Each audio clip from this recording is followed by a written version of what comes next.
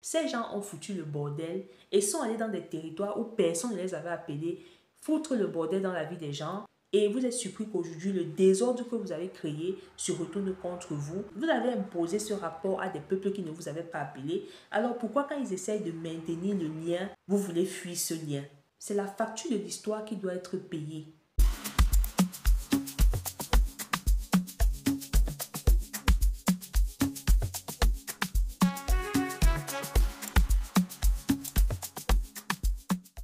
Salut les amis, j'espère que vous allez bien. Bienvenue de nouveau sur la chaîne. Pourquoi est-ce qu'il y a cette montée du sentiment anti-immigré en Europe?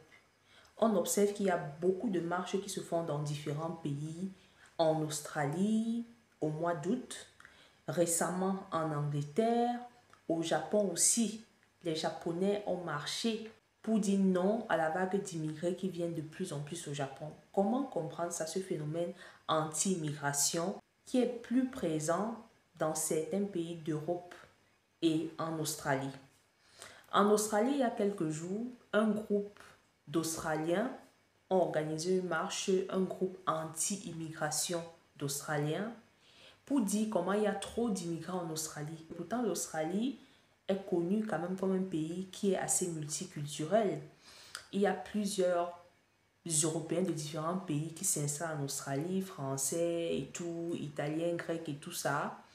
Il y a beaucoup d'Indiens. Il y a beaucoup d'Indiens en Australie. C'est la première communauté d'immigrés en Australie. Et ce qui est surprenant avec la marche de protestation qui s'est passée en Australie, c'est que les Australiens ont brandi un slogan Send them back, donc faites leur partie.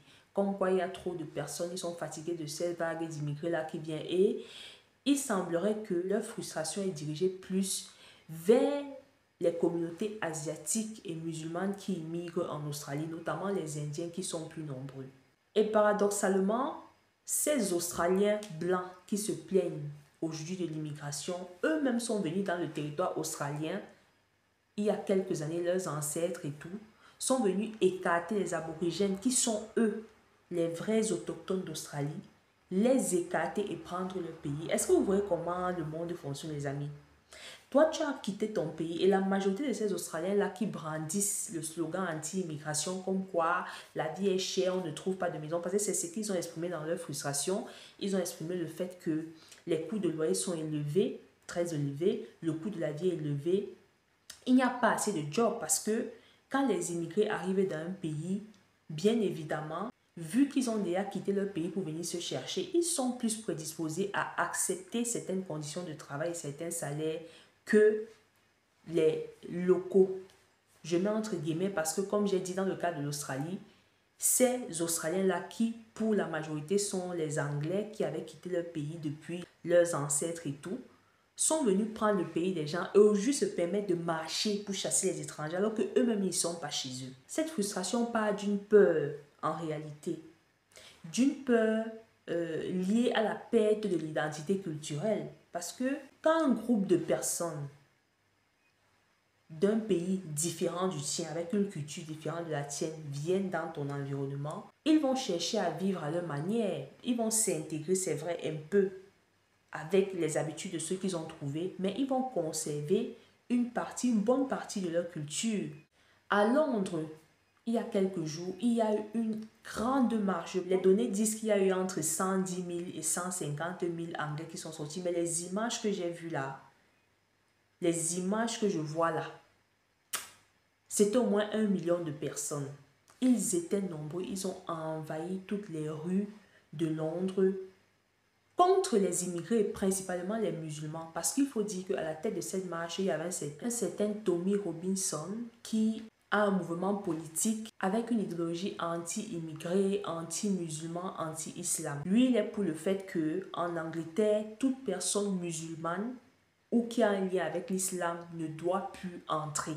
Sur les réseaux sociaux, il fait des sorties, toujours à caractère raciste et virulent, notamment sur X, où il accuse les musulmans de toutes sortes de choses. Et on l'a accusé en 2018 d'avoir, à travers ses posts, poussé un certain Darren Osborne. Ce Darren Osborne, en 2018, est entré dans son fourgon et s'est dirigé en face d'un groupe de musulmans qui étaient placés devant une mosquée dans le but de les écraser. Ça a tué une personne.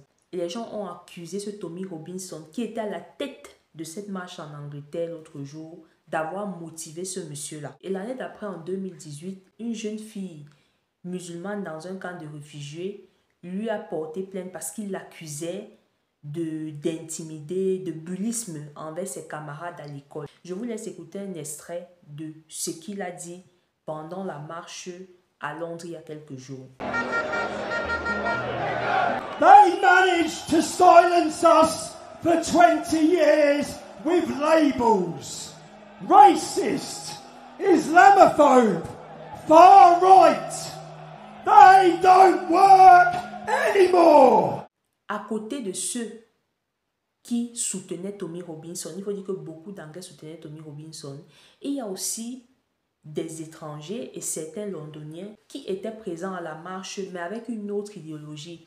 Une idéologie selon laquelle l'Angleterre, c'est un pays multiculturel, l'être humain a le droit à l'asile, l'asile c'est un droit pour tous, les réfugiés ont le droit de venir, parce qu'en fait les Londoniens se plaignent que beaucoup de personnes arrivent à Londres par bateau et tout, voilà, qu'il y a trop d'étrangers qui viennent et ça les inquiète. Mais je pense que les Anglais oublient un peu leur histoire, ils oublient que leur pays est le pays qui a eu le plus de colonies dans le monde. En Asie, en Afrique, en Amérique, c'était des conquérants qui allaient dans les territoires et ils imposaient les langues et tout à travers les méthodes qu'on connaît, les méthodes violentes, brutales et tout. Il y a beaucoup de descendants de ces territoires-là aujourd'hui, africains, asiatiques, qui parlent anglais et ce n'est pas un hasard. C'est pas que l'anglais c'est leur langue maternelle, c'est leur langue d'origine, c'est parce que l'Angleterre à ce moment-là a imposé ça à ces territoires par la force. Donc, les gens doivent comprendre qu'il y a une histoire. Les choses n'arrivent pas dans la vie par hasard.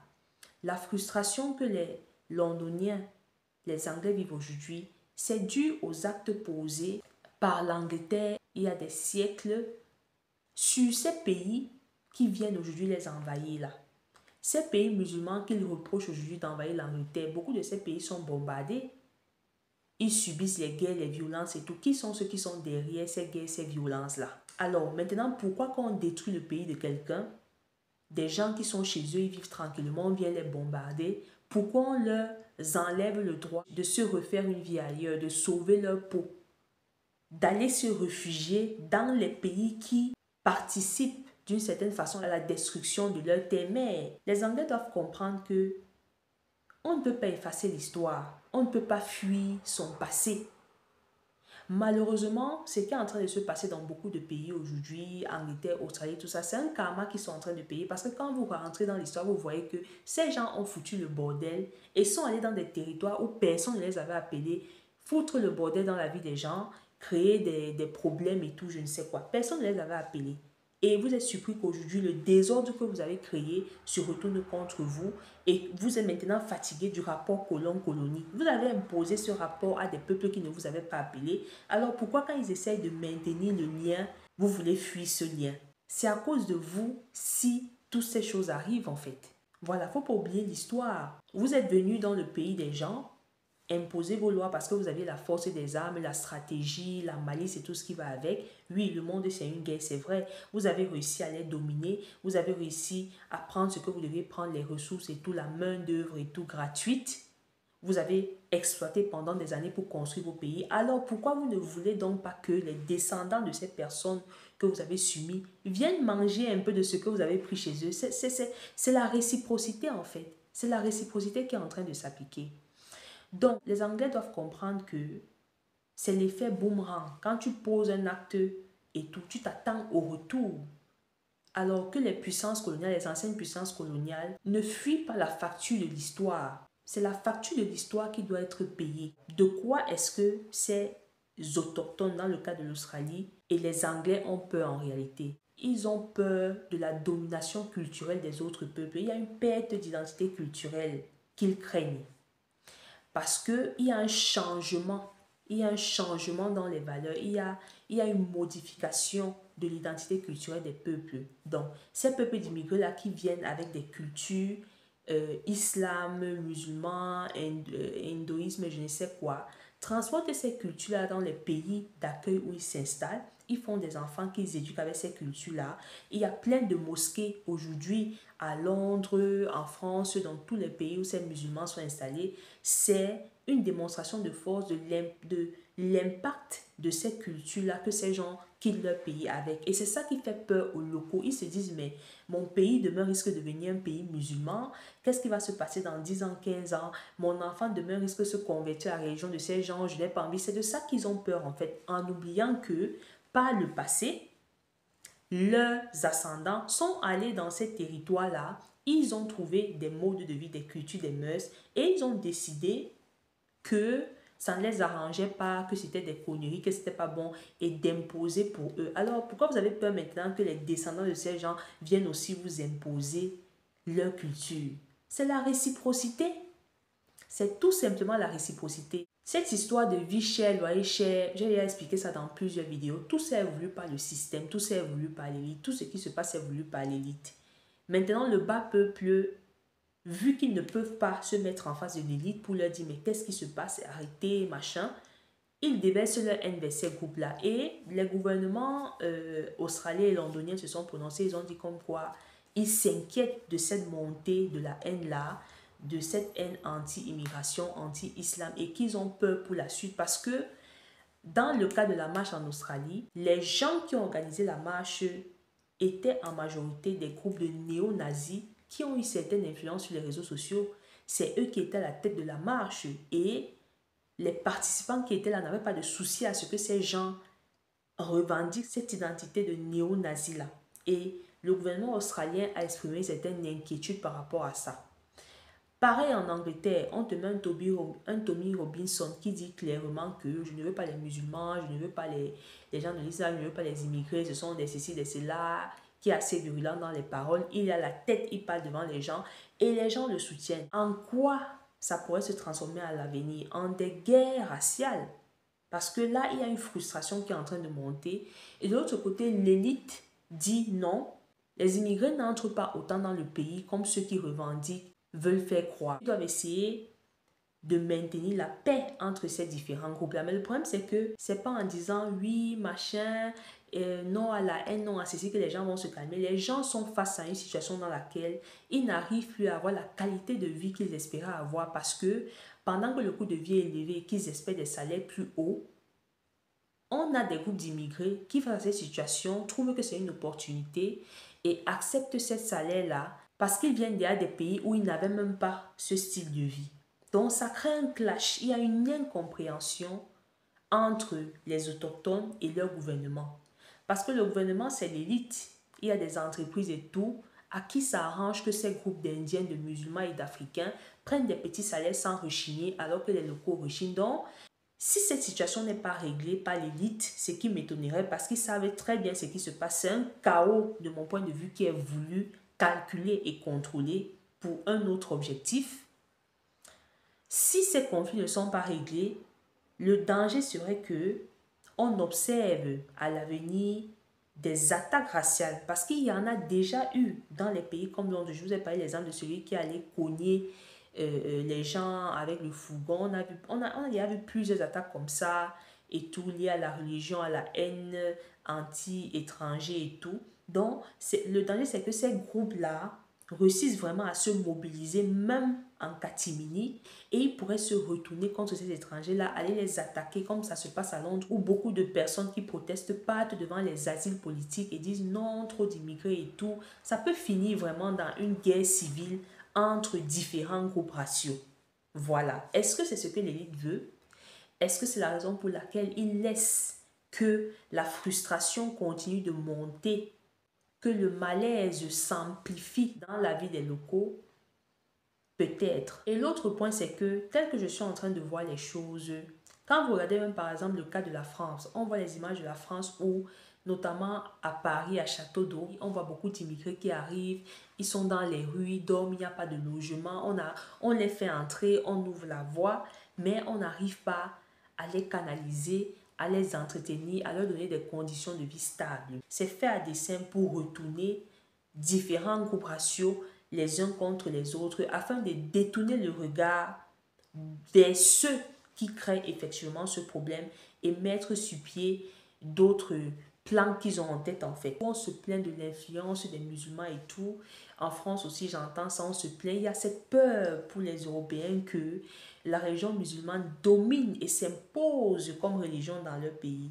Je crains bien que cette chose se fasse à l'avenir parce que tel que je suis en train de voir les choses et tout, les communautés islamiques sont en train de prendre vraiment de plus en plus de pouvoir dans les pays comme Londres là parce que Monsieur Robinson, qui était à la tête de cette marche à Londres, disait justement que même dans le gouvernement, les musulmans, aujourd'hui, les étrangers ont plus de voix, ont plus de pouvoir, on les entend plus que les Anglais eux-mêmes. Donc, que deviendra l'Occident, certains pays européens, dans 20 ans?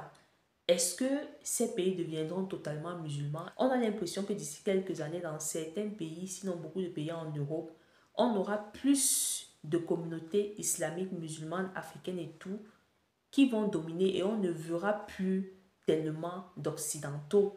Et qui dit domination de ces minorités-là, qui risquent de devenir la majorité à l'avenir, dit domination aussi de leur culture. Est-ce que dans 20 ans, on ne va pas marcher dans les rues et voir que tout le monde est devenu musulman ou je ne sais pas quoi, est entré dans l'hindouisme ou je ne sais pas quelle autre religion?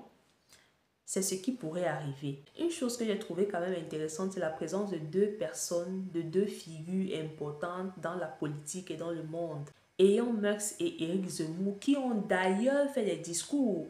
Elon Musk, pendant la marche, il a parlé à travers un téléphone, ça a été projeté, où il disait oui, il comprend Robinson et tout, son idéologie, mais on se pose la question, Elon Musk, tu es entre guillemets sud-africain.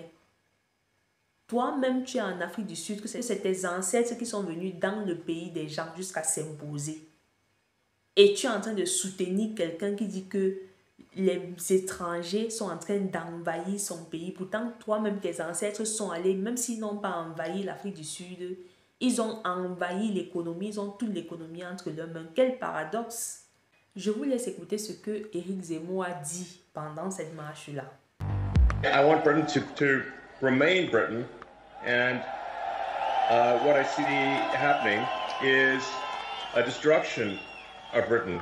This has got to stop. Vous et nous, le peuple anglais et le peuple français, nous sommes confrontés au même danger mortel. Vous et nous sommes colonisés par nos anciennes colonies. Vive l'Angleterre anglaise et vive la France française. Il dit, nous sommes soumis au même processus de grand remplacement de nos peuples européens par des peuples venus du Sud et de culture musulmane. Vous et nous sommes colonisés par nos anciennes colonies. Ça, c'est un mot très fort et très dangereux que Éric Zemmour tient en public à cette marche-là. Et si vous étudiez un peu la politique, si vous étudiez un peu, vous faites un peu les analyses, les observations politiques, vous savez que un homme politique ne tient pas un discours en public au hasard. Un discours en public a toujours l'objectif d'agir sur l'esprit, sur la psychologie des personnes qui sont présentes. Parce que le discours d'un politicien, ça reste dans la tête de ceux qui l'écoutent. Surtout quand c'est un politicien de renom qui est connu, peu importe ses idées. Donc, Éric Zemmour qui vient parler de grand remplacement et qui met la faute de ce grand remplacement sur les peuples du Sud sans dire les raisons pour lesquelles certains de ces peuples-là viennent, c'est quand même de la mauvaise foi. Donc, ça revient à ce que j'ai dit auparavant que on a l'impression que l'élite, pour éloigner les peuples, les différents groupes du vrai problème, il faut qu'il y ait quelqu'un qu'on accuse, il faut qu'il y ait une victime, il faut qu'il y ait le mouton noir. Et ces gens sur qui on pointe le doigt, ce sont les immigrés, les étrangers, qu'ils soient musulmans, africains ou qui que ce soit, dans le but de détourner le regard vers les manipulations que certaines personnes de l'élite font.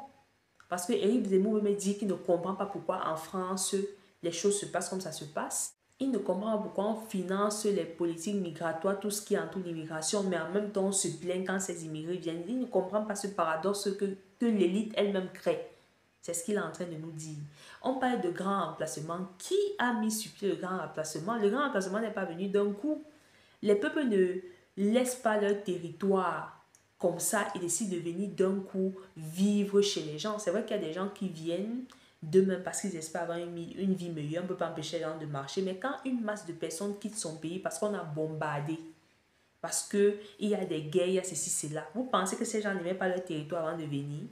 Donc, c'est une manipulation parce que comment ça se fait qu'à une marche pareille, ces deux personnes soient invitées, Elon Musk et Éric Zemmour? Donc, c'est des gens qui se comprennent, ils savent ce qu'ils font et seuls les naïfs vont subir et vont tomber dans les actes de violence pour après regretter parce que tel que les choses sont en train de se passer, c'est voulu, c'était préparé depuis et rien ne va être fait malheureusement pour contenter les Anglais ou les Australiens ou n'importe quel peuple européen qui se plaint de la situation. Rien ne va être fait pour les contenter. On veut que ce qui se passe. Et si le chaos arrive, tant pis, ça va faire les dégâts que ça va faire. Et après, ils vont trouver le moyen de faire un reset en fait. Donc, voilà, c'est ce qui se passe. Et moi, je dis juste aux immigrés, faites attention à comment vous marchez, suivez vos arrières parce que cette haine anti-immigrée qui est en train d'être entretenue, on est en train d'attiser le feu et tout, malheureusement, c'est ce qu'on voit. Au lieu d'apaiser et tout, on attise le feu. Il faut faire attention aussi à nos enfants parce que déjà même les enfants sont les targets. Ces groupes de néo-nazis et de fascistes-là n'ont pitié de personne. Ils attaquent même les enfants parce qu'ils voient les enfants comme ceux qui vont remplacer demain leurs enfants et leur voler quelque chose. Donc, il faut faire attention à ça. On ne le souhaite pas. On verra bien comment ça va se passer par la suite. Vous, dites-moi en commentaire ce que vous pensez de tout ce sentiment anti-immigration qui est en train de monter. On veut faire comme si la faute c'est les immigrés. J'entends les gens dire, j'ai même vu sur certains de mes commentaires quand je parlais du cas du Japon, oui, machin, il y a tellement de choses qui se passent, le désordre et tout, voilà, ils sont dans les rues, ils dorment ici, ils font ça.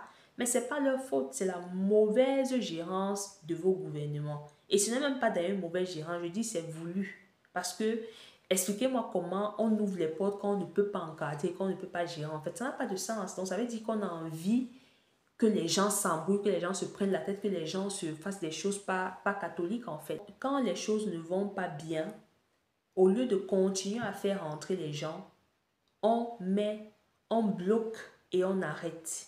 En Italie, ils te parlent des decreto flussi. J'avais parlé de ça. J'ai une jeune sœur qui m'a contactée qui doit venir en Italie, elle a déjà eu le visa, mais elle n'a pas de logement parce que malheureusement, le temps que son visa sorte et tout, et le moment d'arriver, le monsieur lui a dit que le logement n'est plus disponible. Donc, cette jeune fille va venir en Italie, elle va se retrouver là sans logement. Qu'est-ce qu'elle va faire? Est-ce qu'elle va dormir dans la rue? Est-ce qu'elle va devoir se prostituer pour avoir un logement? Donc, c'est un chaos qu'on ne comprend pas, mais ils continuent quand même de faire entrer les gens pour ne rien leur garantir, ni le logement, ni même le travail dont ils parlent tant. Donc, que les peuples ne soient pas ignorants. N'allez pas faire des choses bizarres pour regretter après, alors qu'il y a des gens derrière qui vous manipulent.